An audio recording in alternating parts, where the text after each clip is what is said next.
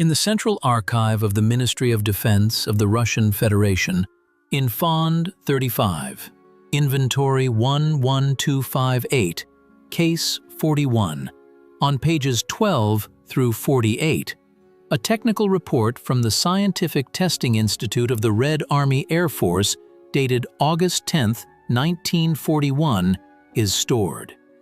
This document contains a detailed engineering analysis of the nature of deformations of the metal propeller blades of an I-16 fighter from the 67th Fighter Aviation Regiment.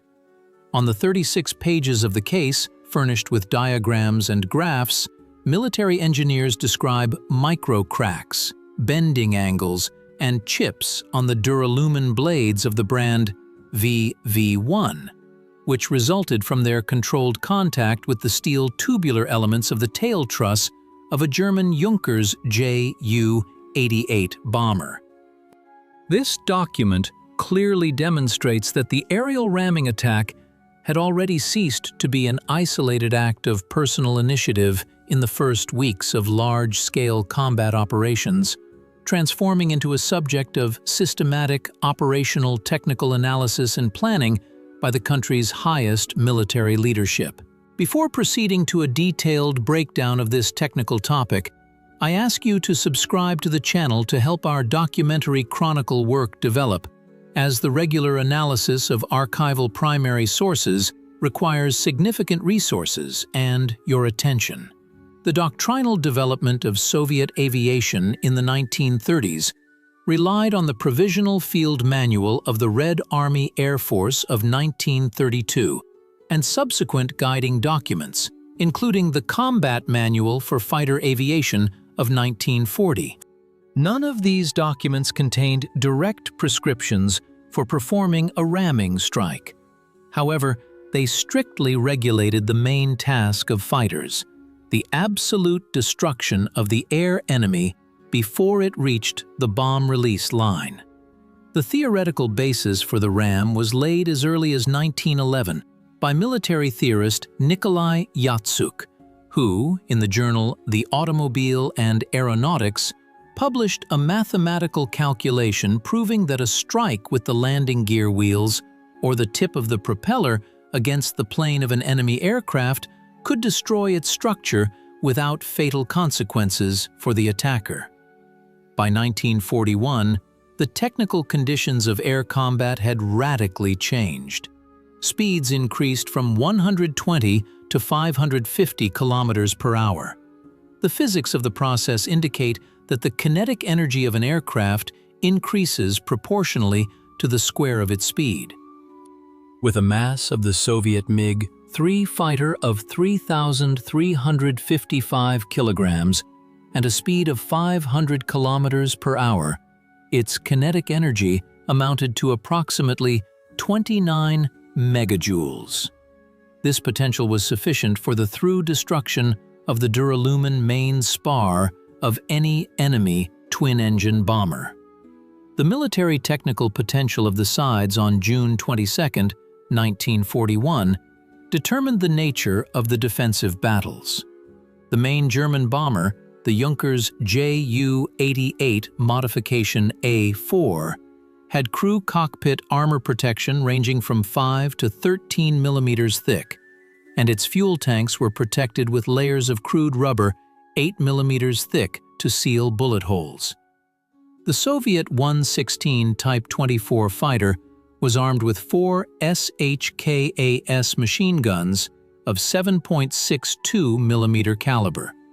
The rate of fire of one machine gun was 1,800 rounds per minute. The total second salvo of 4 machine guns reached 120 rounds, with a mass of only 1.15 kilograms. With a standard ammunition box capacity of 650 rounds per barrel, continuous fire could be maintained for a maximum of 21.6 seconds. Practice showed that 7.62 millimeter bullets at distances over 200 meters could not penetrate the 13 millimeter armor plate protecting the radio operator/gunner of the German aircraft. This led to a rapid expenditure of ammunition in the first 2 attack runs. after which the German bomber continued its flight to the strategic target, retaining its bomb load. Here it is necessary to record the first serious error of pre-war planning and logistical supply, reflected in the documents of the Quartermaster Service of the Air Force of the Western Special Military District. Reports for May 1941 recorded a critical shortage of 20mm armor-piercing incendiary shells for SHVAK aircraft cannons. In the warehouses of border airfields in the Lida area, there were only 42% of the established mobilization limit for this type of ammunition. For this reason, the new LAGG-3 and MiG-3 fighters arriving in the 124th and 126th Fighter Aviation Regiments often took to the air with unfilled cannon ammunition boxes or were armed exclusively with SHKAS machine guns. The absence of heavy cannon armament deprived pilots of the ability to destroy the robust structure of twin-engine German aircraft from a distance, which created objective logistical prerequisites for the transition to tactics of physical contact in the air. The chronicle of the initial stage of the war records the use of ramming attacks from the first hours of combat operations. On June 22, 1941, at 4 hours 15 minutes, Lieutenant Dmitry Kokorev of the 124th Fighter Aviation Regiment, in a MiG-3 fighter, intercepted a twin-engine Dornier Do-215 reconnaissance aircraft in the Zamość area. A comparison of the combat log of the 124th Regiment and the summary reports of the headquarters of the 9th Composite Aviation Division reveals a second serious discrepancy in the archival sources. The regimental log records a ramming at 4 hours 15 minutes over the northwestern outskirts of Zamość, while the divisional summary indicates a time of 4 hours 55 minutes and shifts the crash site of the wreckage 18 kilometers to the southwest, to the Rava Ruskaya area. An analysis of the operational situation shows that this is due to the complete loss of wired communication between forward air observation posts and the division headquarters in the first hours of Operation Barbarossa, which is why coordinates and timings were recorded approximately, based on reports from ground units. A technical reconstruction of Kokorev's battle indicates that after conducting 3 successive attacks, the 12.7mm BS machine guns fell silent due to a jamming of the reloading mechanism caused by a misalignment of the ammunition belt. Kokorev increased the revolutions of the AM-35A engine to the maximum value of 2,050 revolutions per minute, put the aircraft into a shallow dive, and at a speed of 520 kilometers per hour, struck the Dornier's tail assembly with his right-wing plane. The German reconnaissance aircraft lost vertical stability, entered a steep dive, and ceased to exist upon impact with the ground. The Soviet fighter sustained damage to its wingtip, but Kokorev maintained control of the aircraft and made a forced belly landing in a field 3 kilometers from the location of Soviet artillery positions. At 4 hours 25 minutes on the same day, Senior Lieutenant Ivan Ivanov of the 46th Fighter Aviation Regiment, piloting an I-16 Type 24, intercepted a Heinkel HE-111 bomber from the 55th Bomber Squadron, Grif, in the area of Dubno Airfield. Ivanov expended the ammunition of his SHKAS machine guns at a distance of 150 meters, but the German aircraft continued to hold its course toward a high-altitude fuel and lubricants depot. The pilot applied a tactical maneuver classified as a propeller strike. He approached the Heinkel from behind and below, matching speeds, and with the blades of his propeller destroyed the elevators and rudder of the German aircraft. The rotation speed of the M63 propeller was 2,300 revolutions per minute, which allowed it to cut through the duralumin structural diagonal frame of the Heinkel in 0.8 seconds. The German bomber entered a spin and crashed 5 kilometers from the airfield. However, due to the minimal separation distance, fragments of the enemy's tail assembly entered the diffuser of the I-16's engine carburetor. The engine seized, the aircraft lost lift at an altitude of 200 meters, and Ivanov lost his life upon impact with the ground. At 5:15 a.m. on June 22, 1941, Junior Lieutenant Leonid Butelin of the 12th Fighter Aviation Regiment rammed a Junkers Ju-88 near Stanislav in his I-153 biplane. The speed of the I-153 was only 370 kilometers per hour, which required the pilot to precisely calculate the trajectory on intersecting courses. Butelin struck the Junker's left engine area with his fuselage. Both aircraft disintegrated in the air. The crew of the German bomber and the Soviet pilot perished in the battle. At 10 a.m. on the same day, Senior Lieutenant Pyotr Ryabtsev of the 123rd Fighter Aviation Regiment, flying an I-16 fighter over Brest, attacked a Messerschmitt Bf-109 fighter. Having expended his ammunition, Ryabtsev sheared off the tail unit of the German fighter with a strike from his wing. The Messerschmitt went into an uncontrolled dive, while Ryabtsev successfully bailed out with a parachute, preserving his life for further sorties.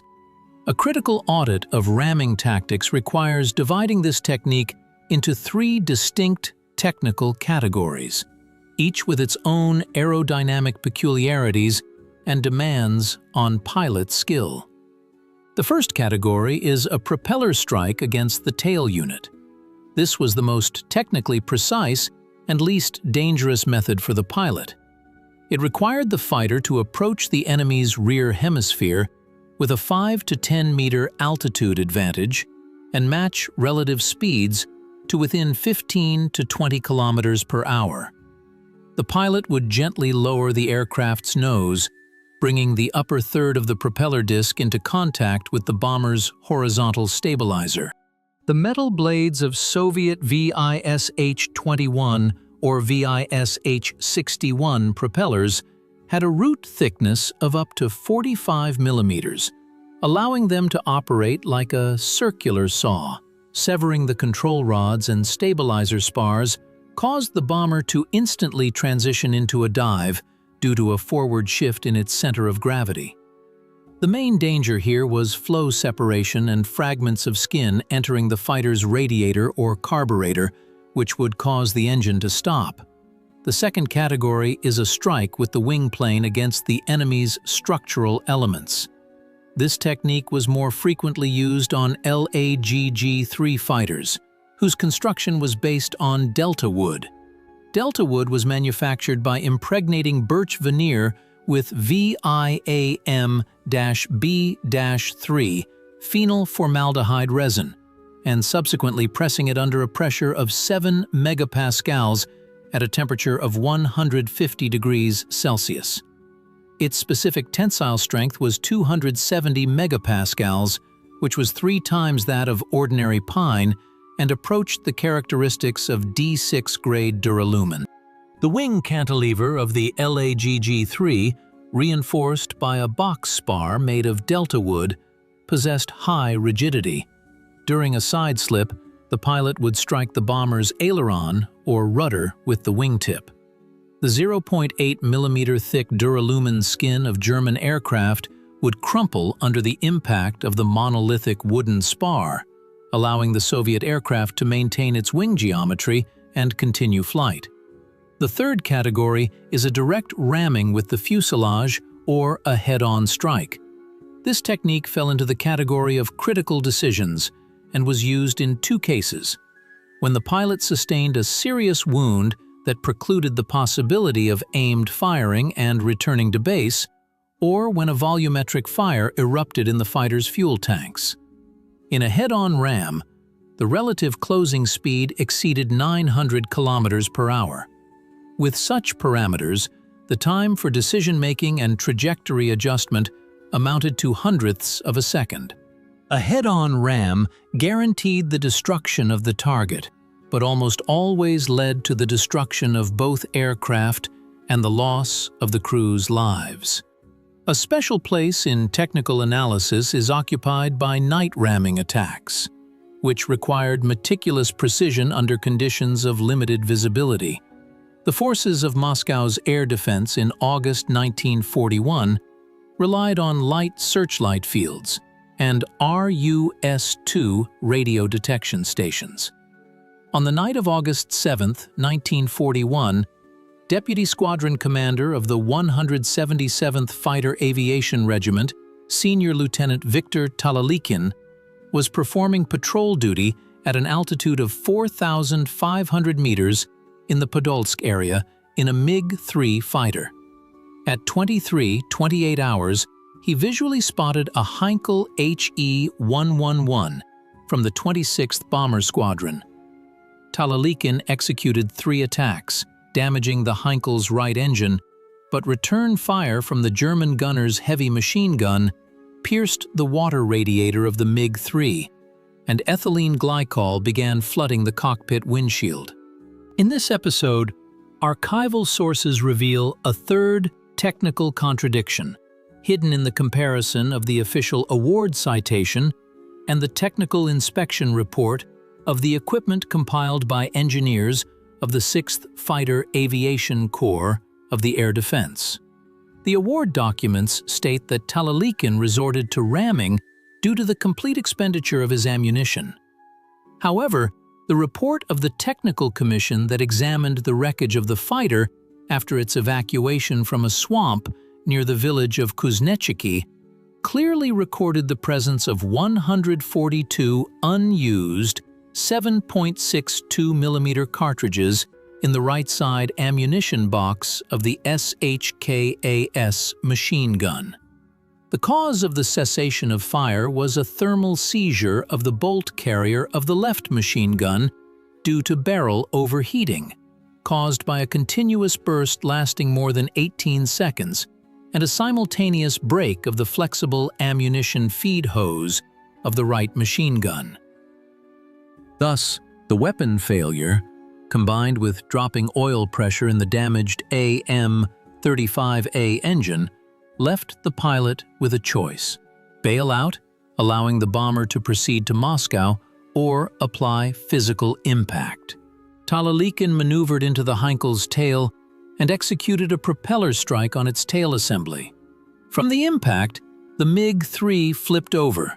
The pilot bailed out with a parachute at an altitude of 800 meters and successfully landed on the water of the Pakra River, surviving. A unique example of the systematic use of ramming is the combat biography of Captain Boris Kovzan from the 744th Fighter Aviation Regiment. He is the only pilot in world history to perform 4 aerial rammings and survive.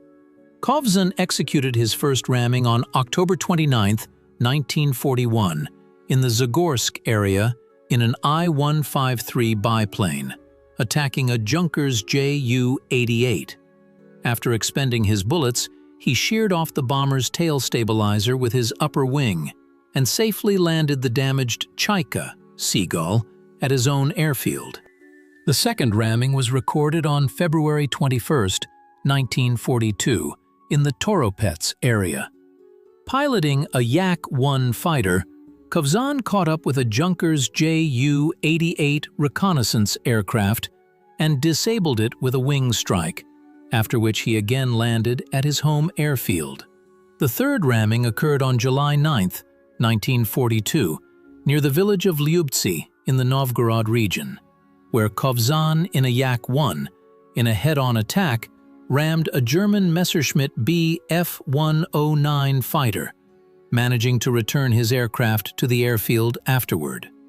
Kovzan's fourth engagement on August 13, 1942, in the area of Staraya Russa, requires a detailed analysis from the standpoint of the pilot's physical condition. At the controls of a Yak-7B, the captain entered combat with a group of 6 Messerschmitts escorting bombers. During the dogfight, the Soviet fighter was hit by a 20mm shell in the cockpit. Fragments of the armored glass inflicted a severe wound to Khovzan's right eye and a traumatic brain injury, causing a partial loss of consciousness. Realizing the impossibility of maintaining control of the aircraft and holding the gun sight reticle, Khovzan directed his Yak-7B on a collision course with an approaching Junkers Ju-88. The collision occurred at an altitude of 5,000 meters. Upon impact, both aircraft disintegrated. The wounded pilot was thrown from the cockpit through the shattered canopy by the blast wave. Khovzan automatically pulled the parachute ring, but due to canopy damage from debris, his descent speed exceeded the norm.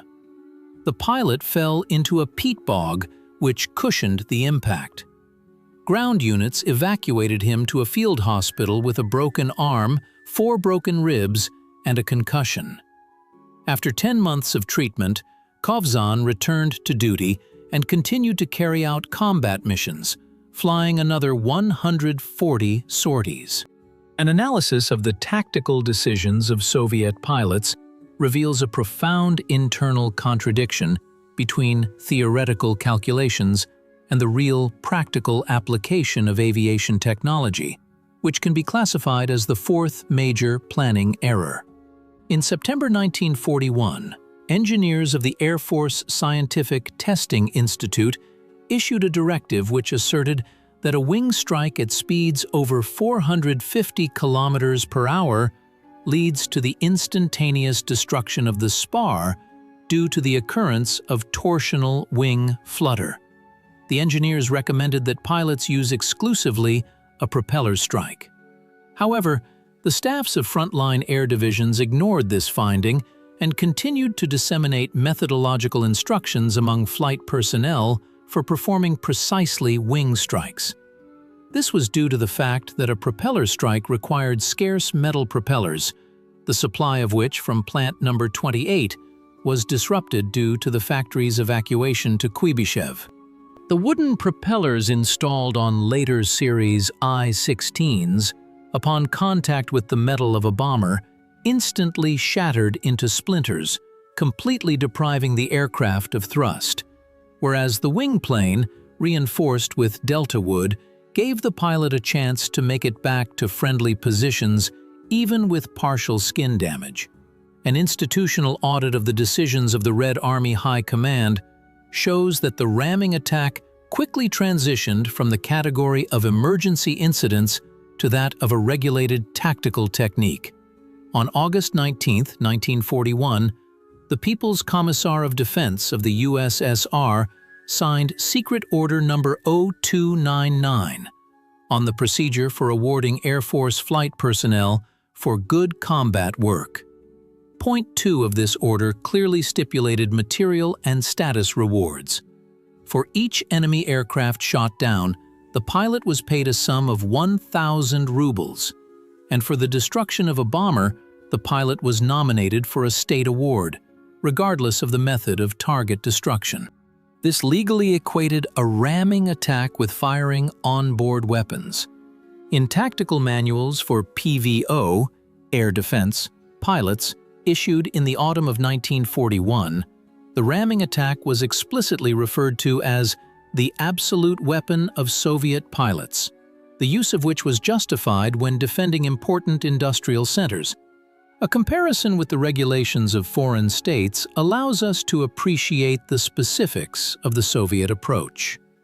The German Manual for Aerial Combat, LD-V16, Luftwaffendienstvorschrift 16, considered any physical collision to be the gravest violation of flying discipline and a consequence of the pilot losing spatial orientation. German tactics were built around the fire interaction of flights of 2 or 4 aircraft, Rote and Schwarm, where the destruction of a target was achieved by concentrating cannon fire from a distance of 50 to 80 meters. The British Air Ministry, in its instructions for fighter command during the Battle of Britain in the summer of 1940, also categorically prohibited intentional collisions. The sole exception was the singular case on September 15, 1940, when Sergeant Ray Holmes, flying a Hurricane fighter, rammed a Dornier Do-17 bomber over London after his Browning machine guns had jammed. This incident was regarded by British command as a force majeure anomaly, not an element of systemic tactics. The economic viability of the Soviet ramming tactic is confirmed by a strict calculation of material and technical costs. In the autumn of 1941, the Soviet aviation industry was in a state of critical evacuation. The Stalin No. 1 plant in Moscow and the No. 21 plant in Gorky had reduced the production of MiG-3 and Lag-3 fighters by 65% due to a shortage of sheet aluminum, as the Volkhov aluminum plant had been partially dismantled and the Dnieper aluminum smelter had ceased operations. Under these conditions, every German bomber that broke through to a railway junction or defense plant could cause damage amounting to millions of rubles and weeks of factory downtime. The production cost of one Yak-1 fighter at the No. 292 plant in Saratov was approximately 110,000 rubles. The production of a German twin-engine Junkers Ju-88 A-4 bomber cost the treasury of the Third Reich 300,000 Reichsmarks, which at the pre-war exchange rate was equivalent to approximately 600,000 rubles. Its construction required 25,000 man-hours of highly skilled labor, while the Yak-1 required about 6,500 man-hours.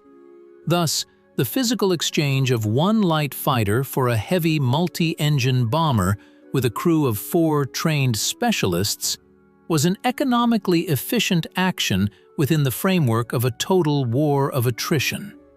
The final statistics of the material and technical balance for the entire period of the Great Patriotic War completely refute the common thesis that aerial ramming was a form of suicidal action, analogous to the Japanese kamikaze tactic. According to data from the Main Directorate of the Red Army Air Force, from June 22, 1941 to May 9, 1945, Soviet pilots carried out more than 600 aerial rams. Of this number, 524 rams were performed by fighters, 19 by IL-2 ground attack aircraft, and 6 by crews of twin-engine PE-2 dive bombers. The statistical distribution by year clearly reflects the stabilization of material supply for Soviet aviation.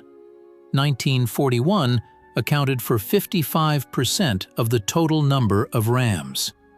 This directly correlates with the cannon famine and the loss of border supply depots in the first months of the war. In 1942, this figure dropped to 25%. In 1943, after frontline units were saturated with Yak-9 and LA-5FN fighters armed with Schwach and NS-37 cannons with full ammunition loads, the proportion of rams fell to 12%. In 1944 and 1945, this tactic was used in less than 8% of cases, primarily when intercepting high-altitude Junkers Ju-86R reconnaissance aircraft at altitudes above 12,000 meters, where the thin air made maneuvering difficult and effective gunfire impossible due to the drop in the shell's muzzle velocity. The most important statistical indicator is the survival rate of flight personnel. Of the more than 600 pilots who performed a Turan ramming attack, 216 lost their lives at the moment of impact or as a result of the subsequent crash of their aircraft, which is exactly 36%. The remaining 64% of Soviet pilots successfully survived the physical contact. Of these, 218 managed to keep their damaged planes in the air and landed at their airfields or in a field, preserving the materiel. Another 166 pilots safely bailed out of their malfunctioning aircraft and returned to their units several days later.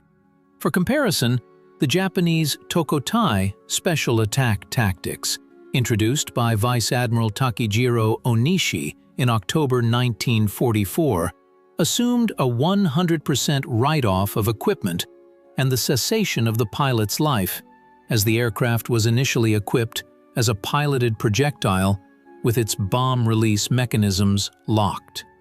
The Soviet Turan was a tactical maneuver aimed at destroying an enemy machine while simultaneously executing a complex of engineering and aviation measures to save one's own life and aircraft.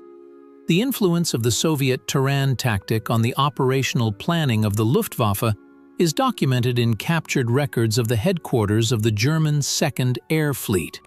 A circular dated September 14, 1941, signed by General Feldmarschall Albert Kesselring, noted that Russian fighters displayed a fanatical disregard for technical regulations and would close to the point of full physical contact when they ran out of ammunition. The Luftwaffe command was forced to make changes to the tactical guidelines for bomber aircrews. Ju-88 and He-111 crews were prohibited from flying without Messerschmitt fighter escort to a depth of more than 50 kilometers beyond the front line. This required diverting up to 40% of the enemy's fighter aircraft from the forward edge to perform defensive tasks in the rear. Furthermore, German bombers increased their minimum flight altitude during daytime raids from 3,000 to 5,500 meters to reduce the likelihood of sudden interception by Soviet air defense alert units. The increase in flight altitude automatically led to a sharp decrease in the effectiveness of horizontal bombing. The margin of error for high-explosive bombs hitting point targets, such as bridges, oil storage facilities, and factory workshops, increased by 45%, which thwarted the Luftwaffe's plans to destroy industrial infrastructure deep in the Soviet rear.